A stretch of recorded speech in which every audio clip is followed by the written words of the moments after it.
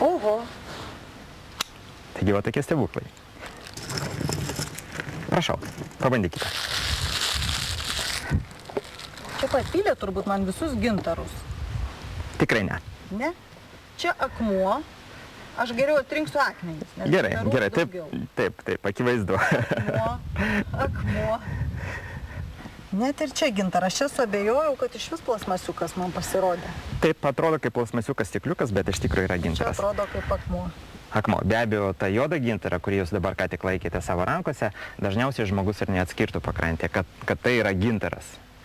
Labai lengvas būdas, kaip patikrinti, ar tai gintaras ar ne gintaras. Čia yra juodas gintaras, jisai be galo yra lengvas, pajautėt jo. Aš dėl svorio ir abejojau. Taip, ir pabandysim patrinti delną.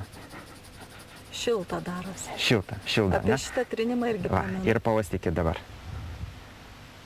Irgi sakai. Pušų sakų kvapas. Įvairovė spalvų, įvairovė formų visokiausių, visi šitie gintariukai yra neapdirbti.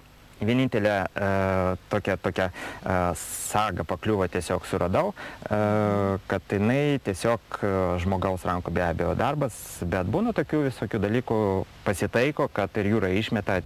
Gintaro vardas kilęs nuo žodžio ginti, todėl ypatingus gintarus, kuriuose jūros bangos išmušusios skylutes, Igoris nešioja susivėręs į amuletą. Nuo seno žmonės tikėjo gintaro gale saugoti nuo piktą, nešti laimę. Kūdikiui, kad gerai augtų, jaunavedžiams, kad laimė lydėtų, kariams, kad grįžtų su grobiu. Sako, gintaras saugodavęs net nuo pamišimo, o sutrintas su medumi, gydantis gerklės, ausų, akių ar skrandžio ligas. Kieno profilis? Jūsų? Mano. Tai čia radot begaudydamas gintarus? Taip, čia vat būtent toksai surastas yra gamtos padarytas. Ir vat gintariukų su skylutėm iš tikro galima surasti ir jie, kaip ir akmenukai su skylutėmis, neša laimę. Ir dar gal norėčiau parodyti jums vieną tokį iš gražiausių mano gintariukų. Taigi, va toks natūralus gintaro gabalas, jam irgi nieko nėra daryta, nėra šlifuotas, jis taip atrodo jau, kai buvo surastas prie jūros. Bet tai yra didžiulis gintaro gabalas. Taip. Ir jums pavyko rasti prie jūros? Taip, čia ne pats didžiausias, bet vienas iš gražiausių. Ir pats gintaras gal vertinamas ne pagal gramus, jo kilogramus, kiek jame yra, o pagal savo jau unikalumą, pagal savo grožį. O šitas gintaras irgi sukurtas gamtos. Ir šiek tiek fantazijos ir ką panašus. Vėl profilis koks žmogaus, ne? Nu, nelabai. Lietuvos teritorija. Ai, Lietuva. Gal ne Lietuvos teritorija, bet iš geografijos srities. Kokia Afrika? Taip. Afrika. Taigi Afrikos žemynas labai panašus, ne? Gintaro žvejai arba dar vadinamieji gintaro gaudytojai rašo dienoraščius ir bando atspėti, nuo kokios vėjo krypties, nuo kokios vandens srovės priklauso kiek jūra ir kokių pažers gintarų, įvairiausių formų, įvairiausių spalvų. Tačiau iki šiol niekam nepavyko įminti šios paslapties. Gal todėl Igoris visatį pajūrį tempėsi visus reikiamus atributus. Visą laiką kuprinė yra ir arba tokie batai, kurie patogus, arba tiesiog gintaro gaudytojai dažniausiai šaltojų sezono metu jie turi batus iki pat čia. Tada patogiau jų ir gaudyti, kada didelės bangos ir galima šiek tiek toliau bristi. Žvejo apranga tiesiog. Bet jinai labai patogi, yra labai gera guma, kuri yra atspari labai drėgnumui, vandeniui. Labai tinka ir labai patogu, kad išvira labai tokia didelė ir tiesiog turint šiltą visą aprangą galima labai patogiai ant viršaus tiesiog užmauti ir apsisaugoti nuo bangų.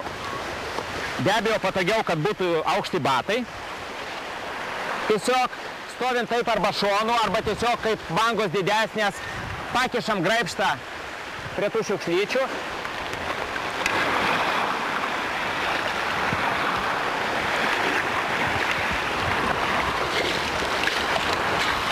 Nu va, pažiūrėsime laimikį.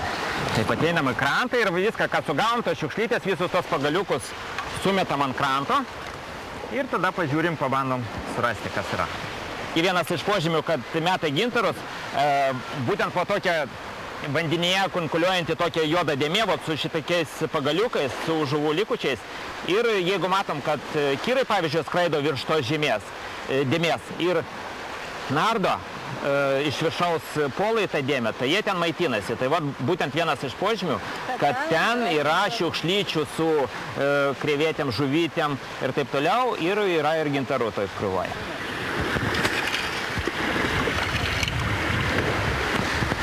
Bet čia nelengva. Nu, pažiūrėsim, koks laimikis. Čia bus vieni akmenys. Vis dėlto gintarų gaudymas yra senas, tikras amatas, kaip ir žvejyba. Ir turbūt ne veltui senovėje žvejai, kai nebūdavo tinkamas metas žvejoti, imdavo graibštą ir gaudydavo gintarus. Įgūdžių irgi reikia turėti. Pažiūrėsim, kaip gaudo neprofesionalai. Kad nepatyrusiems ir neišmanantiems šio amato smalsuoliams nebūtų liūdna grįžti iš jūros tuščiomis, Igoris visą turi savo didžiojoje kuprinėje surinktų jūratės ašarų, kurias paberia ant kranto kitiems surinkti. Dovanotas gintaras taip pat neša laimę. O kad azartas nenuslūgtų, dar rodo ir savo didžiuosius laimikius.